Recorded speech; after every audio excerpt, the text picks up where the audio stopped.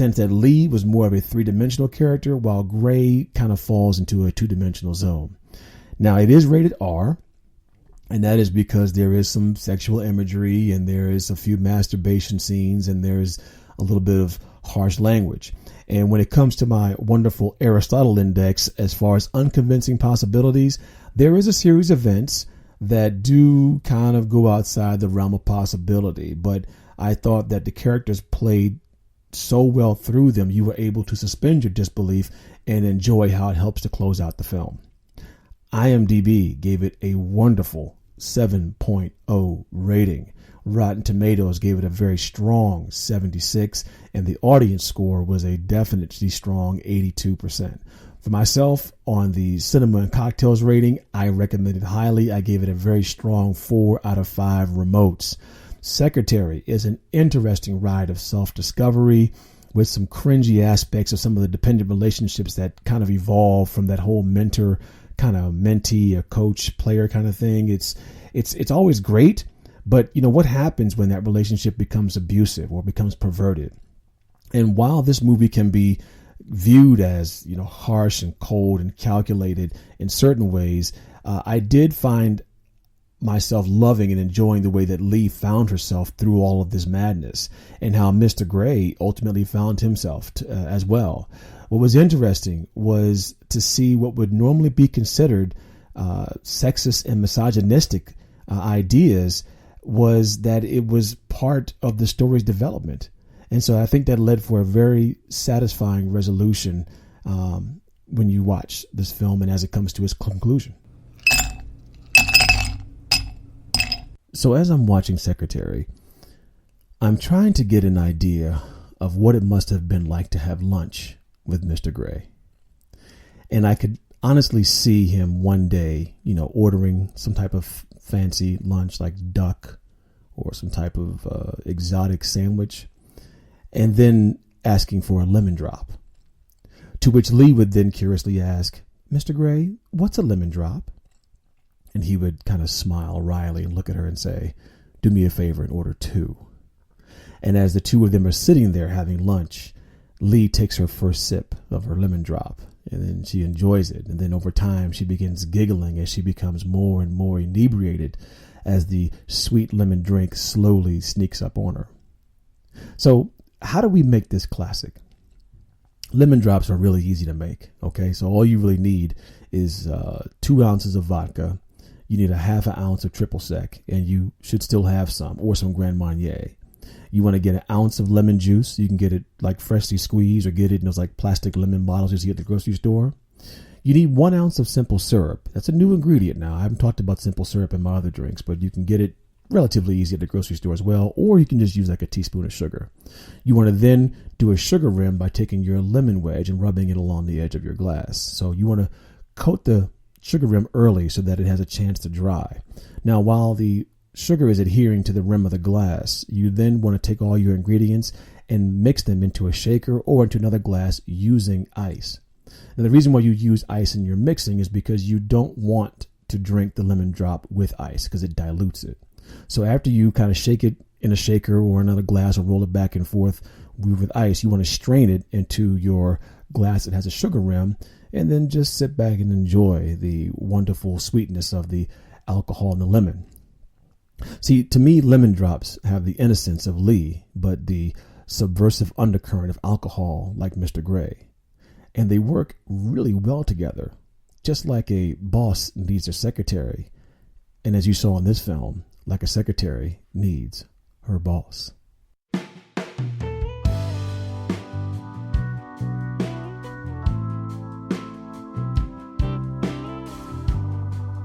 A young woman is involuntarily committed to a mental institution where she is confronted by her greatest fears. That is the premise of Unsane, starring Joshua Leonard, Claire Foy, and Jay Farrow. Now, Joshua Leonard, I did not know much about Joshua Leonard. I had no idea that this guy has 87 credits to his name, and he plays David Strennan. Now, what is Josh Leonard most known for? I couldn't believe that he was the guy that was in the Blair Witch Project. And he has popped up in other productions such as True Detective, and he was in another film called If I Stay. Claire Foy plays Sawyer Valentini. She's got 23 credits to her name.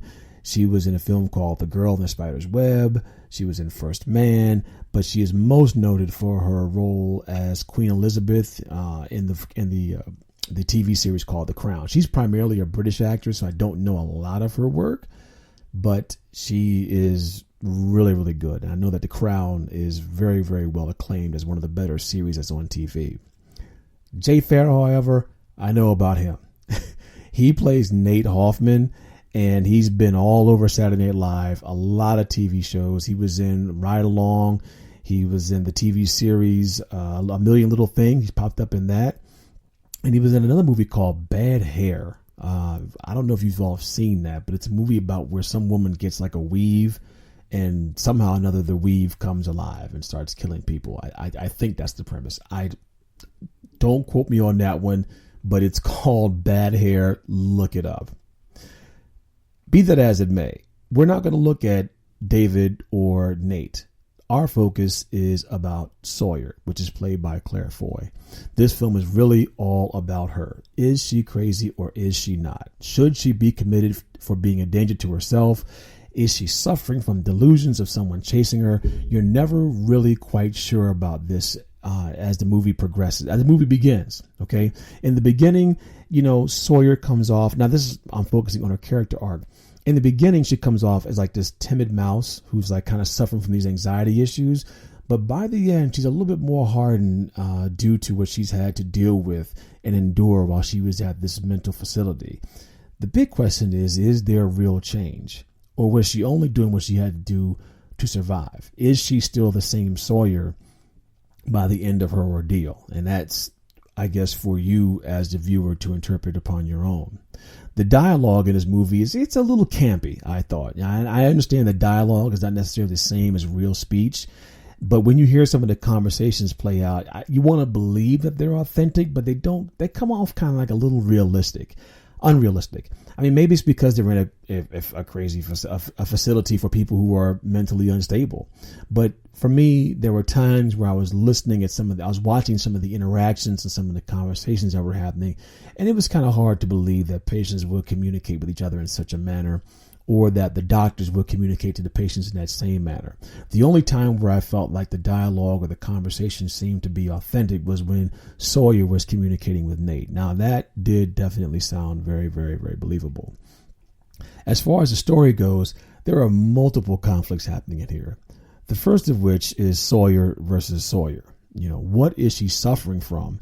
And why is she suffering these particular issues? What in the world has given her such anxiety? And what will she do to overcome those issues? The second one, I believe, is Sawyer versus the Highland Creek, mental facility.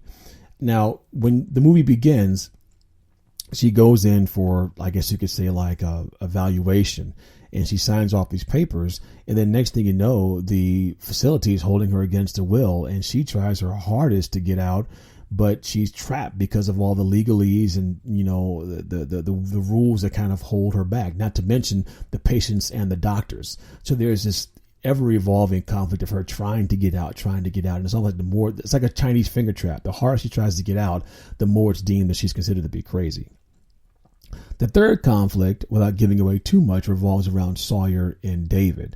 Now, there is a pre-existing relationship that has created a source of tension between David and Sawyer, but the real question is how does that get resolved? And I'm definitely not going to go into that because that would ruin a lot of what this film really focuses on. The plot type is definitely looking at the Save the Cat by Blake Snyder. This one is a monster in the house. Okay, they are in this facility, and the monster could be construed as David, but there's also another monster that's in here with her as well. When you think about Sawyer being trapped and you think about David being in there with her, the confined space of the facility definitely makes it tricky for her to try to navigate.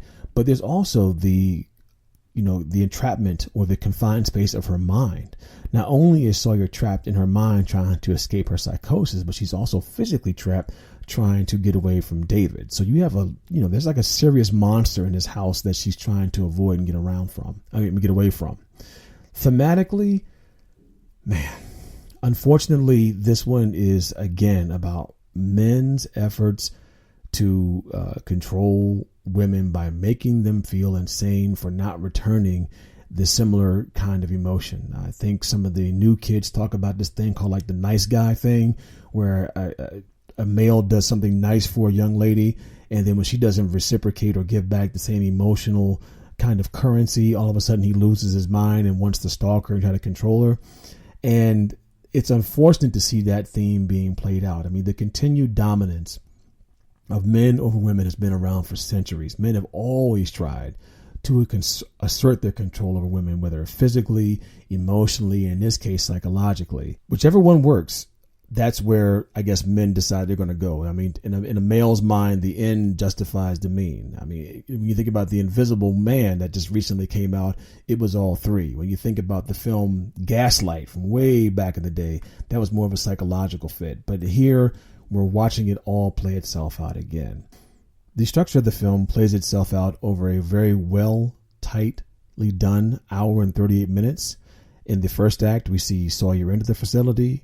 In the second act, she's trying to discover whether or not she is losing her mind versus some of the images that she thinks she sees. In the midpoint of the film, she is fighting like hell to escape. And then in the third act, the big question is, does she actually escape the film? And does she actually resolve her own mental issues? Now, this film was directed by Steven Soderbergh, who is Hollywood royalty. We're talking Sex, Lies, and Videotape. We're talking Ocean's 11, Traffic, Aaron Brockovich, Contagion, Magic Mike. I don't need to say anything else. He is a complete titan in the industry, and his resume is nothing short of greatness. So the big question is, why did he decide to shoot this movie using an iPhone 7? I don't know. Is he trying to challenge himself? Did he want to try something new? Was this a way, did he have a contract with Apple to try to do a whole movie on an iPhone? I don't know. The angles and the super wide fish eye camera shots are kind of strange at first, but as you kind of watch them over time, it kind of fits with the narrative of the movie where you're not quite exactly sure what it is that you're seeing. You get used to it after a while, but over time you begin to find yourself looking into the corners, into the backgrounds of some of the wide shots to see exactly what's happening. The mood that Soderbergh sets is ominous at best. The facility is poorly lighted by design, and the close-ups and quick editing are definitely well done plot devices that help move the story along and really, really enhance the storytelling. What worked for me in this movie was the sense of Sawyer's terror and trying to figure out, is she imagining things and what is real versus what is not real. What didn't work for me was that even for a guy like Soderbergh, who is Hollywood royalty, this seemed a little low budget. And I don't know if he was doing that on purpose or not. I mean, certain scenes were really, really skimped on. Like, you're looking at some of the discussions in some of the offices and you're like, is this the way it's supposed to look because you're kind of working in a low budget office, or are you just giving it a low budget look because you didn't want to spend any money on this? I don't know. It's kind of hard to say. When it comes to the Aristotle Index and the unconvincing possibilities, there were a few moments that kind of make you scratch your head. Not quite sure about the laws regarding the voluntary submission into a facility as such, but you kind of go with it. And I think that's what kind of makes the story work. It's easy to suspend your disbelief in this one and just try to, I won't say it's easy. For those of us who don't know about it, it was easy to suspend our disbelief and enjoy the ride. For those who do know about the submission practices and mental institutions, it may be a little bit of a difficult watch. IMDb gave it a 6.4. Rotten Tomatoes, as far as a review service, gave it an 80%. The audience only gave it a 58. And again, I think that goes back to with people looking at it saying, the way people are being held against their will and not being able to escape, and the conspiracy idea. I think for some people it was a little bit hard to fathom. Myself, when it came to the Cinema and Cocktails rating, I gave it a very solid 3.5 out of 4. I think you'll definitely also enjoy this movie as well. When I first saw this, I was intrigued by the idea of an iPhone being used for a major motion picture. I thought Claire Foy delivered a truly convincing